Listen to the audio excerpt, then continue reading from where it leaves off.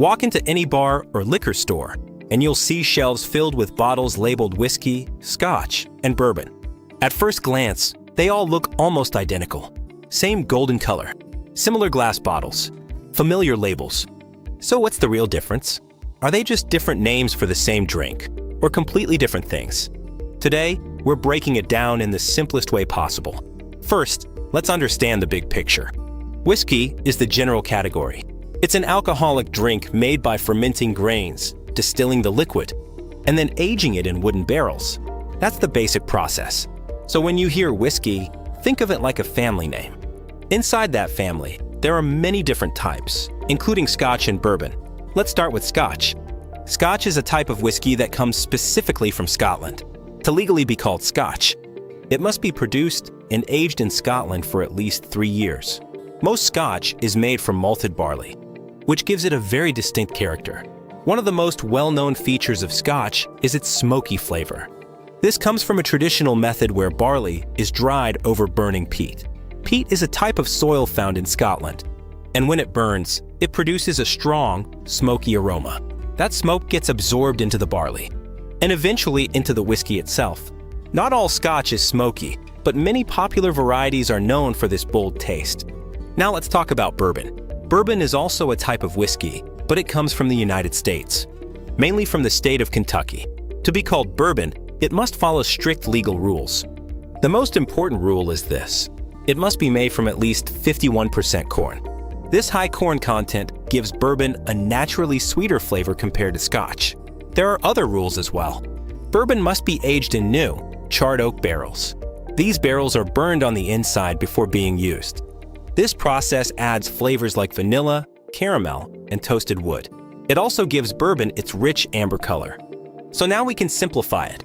Whiskey equals the overall category, Scotch equals whiskey from Scotland, and bourbon equals whiskey from the US made mostly from corn. But the differences go beyond just location.